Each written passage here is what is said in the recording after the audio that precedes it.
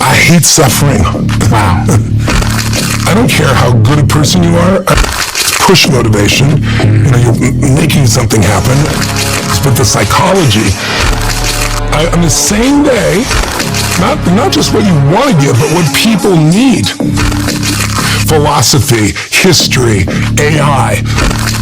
I gotta drive to each of the gyms, and then I gotta park the car each place and find it, and then I gotta get out, and then hopefully get a pass, and then they take you on the tour, and then they want to sit you down and sell stuff to you, and they got it back in the car, and you gotta drive things, and then when you go do it. How many years has it been since you met that young mother with her 4 children? I was 17. I'm gonna be 66. Wow. 50 years. Yeah. And it still brings you to tears to recount that story. It really does. Why is that? I hate suffering. I've suffered myself, and so I hate to see anybody suffer, and so I'm unbelievably driven to end suffering where I can, to help anyone do that, whether it be hunger or emotional hunger or depression or sadness or relationship, or I don't know what it is. I love human beings. I hate suffering, and I love to see when somebody awakens to who they are. And we all are so much more than we ever, perceive ourselves to be, but many times you don't discover that until you have to. I like to try and show people how to do it so they have to wait till life hits them. Anything you can imagine, we're all going to go through extreme stress in our lives, but how do you use stress, or does stress use you? And so my whole thing is help people, show them how to use stress, because I don't care how good a person you are. I don't care how spiritual or religious you are. I don't care how smart you are, how rich you think you are. Every human being is going to go through extreme stress multiple times in their life. And the real question is, what are you going to do with it? And the first thing is, if you're going through hell, keep going. But if you keep going, you discover, number one, how strong you really are. Because if you don't give up, you'll discover who you are. But the second you find out is who your real friends are. Because when things aren't so great, you get to see who those are. And then third, it almost gives you like an inoculation to future stress. Because I had a friend that was shot down in Vietnam and was in a prison there for 7 years in solitary confinement, and Captain Coffee's his name. And I remember I met him later in life, and he was going through this tough thing with the IRS, and it was so unfair. It took him 3 years. He got his money back. But I said, doesn't that drive you crazy? He goes, after I've been with the North Vietnamese, he goes, what could the IRS do to me? So I think those pieces are there, but everyone gets called on the journey. Most people try to resist it, but that journey, that's what the call is. It's a call to grow. So I'm big on change your story, change your life. And I'm big on understanding the narrative of where you are in the story of your life, because if you understand where you are, it gives context, it gives meaning, and it doesn't make you feel overwhelmed. Had your mother not suffered in such a way, do you think this would be so important to you? Had you not observed that suffering?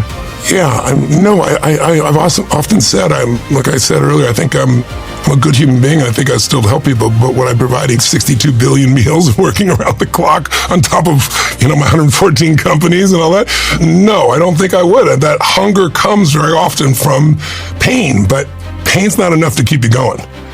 Pain only goes so far. You've got to find something that, it's like I tell people there's 2 types of motivation, right? There's push motivation, you're making something happen, and I have enormous willpower. I'm sure you do. Most of the people we probably interact with have great willpower, right? But there's still a limit to it. There's no limit to pull motivation.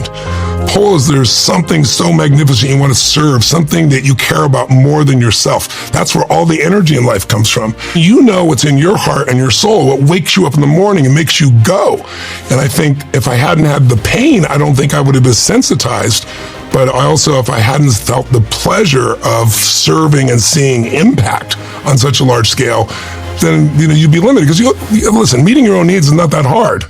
Like my biggest beef with right now, since COVID, is this whole self-care revolution we've got. You got to take care of yourself. Don't get me wrong. I take care of myself, and you get weaker and weaker the more you focus on yourself. The human mind is always going to figure out something that isn't good enough. But when you're serving, you're not there. Like your mind's not there. You're with the people. You're with what you're doing, and it's the escape from the mind's reductionism. And so I really believe that the secret to life is to find something you care about more than yourself that gives you that pull motivation, and then you're never going to lack for energy. You're never going to lack for passion. You're never going to lack for anything, and you're going to have a life that's extremely meaningful. It's not happy every moment. There's not meant to be. If you smile, have you ever smiled so much your face hurt? Yeah. We need variety. But meaning, That's something you can find no matter what. I asked you before we started recording a question I almost never ask any of my guests, which is, what is the thing that we should be talking about the most? And you told me, shortly after what your answer was, but even shortly after that, you then went on to talk to me about how you're driven to end suffering.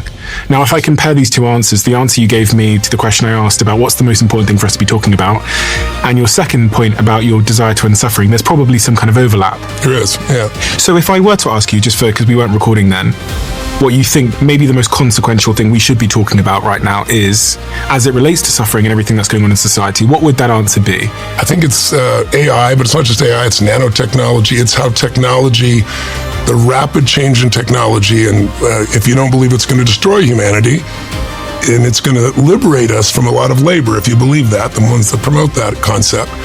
If that does happen and we displace this many jobs in this short a period of time, jobs are not just money.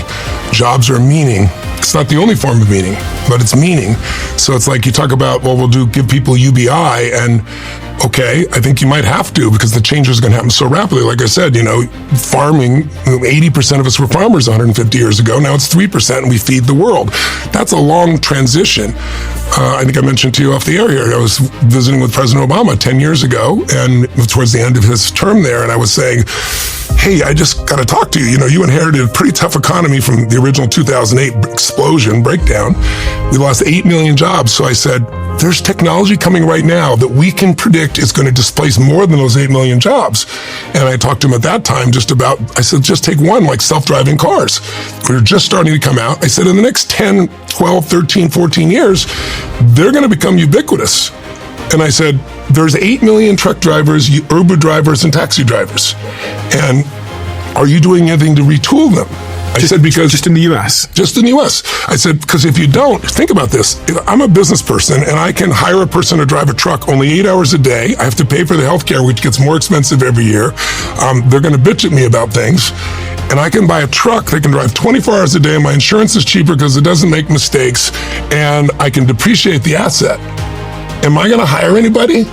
I said, so those jobs going to go away. That's 8 million. That's one sector. We could look at farming. I mean, there's so many industries affected. So I said, we've got to retool those people now, or there's 10 years to gear them up, because these are not people that are going to do it on their own, and they're going to be shocked. The shock to their system, the loss of dignity, of being in control, agency of their own life, of their own job, of their own direction is huge. And if you go back to like the Luddites, you're from the UK, right? You must know your history there. 1800s, mercantile, they'd come up with these machines, and how did people react? And by the way, this story is the same across history.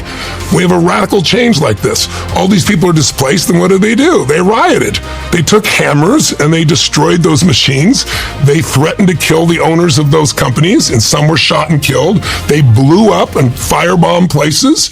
And what did the UK do about this? They passed a law in the first year of this, these Luddites, saying, you destroy a machine, it's capital punishment.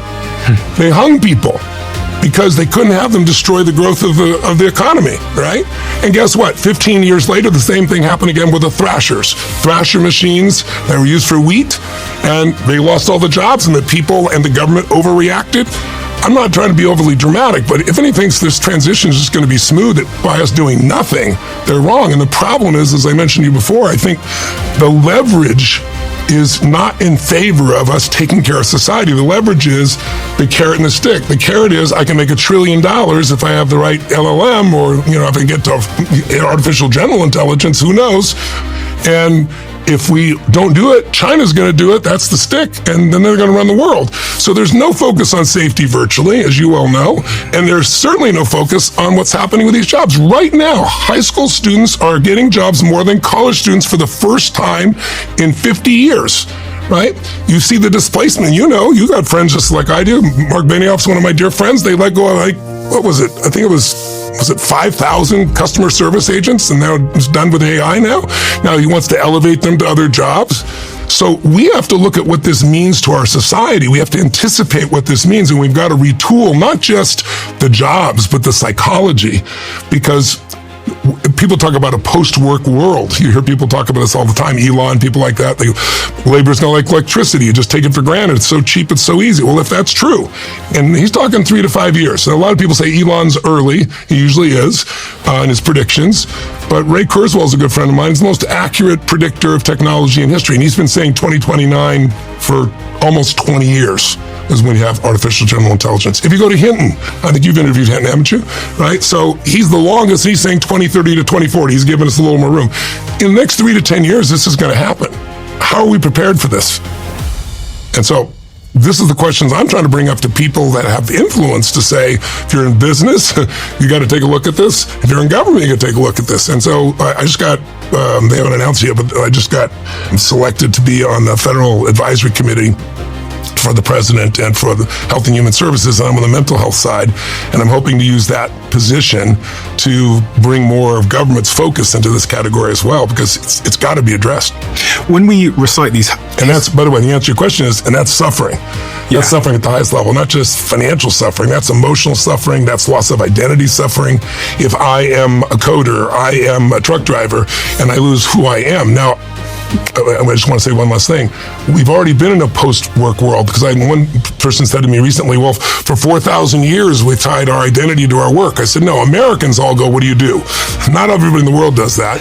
And for 4,000 years, our connection before the agricultural revolution was really what tribe we're connected to, and our sense of significance was maybe our courage in battle, not our financial component, or maybe it was our creativity, our poetry, our storytelling capacity, or maybe it was our generosity, maybe it was our wisdom.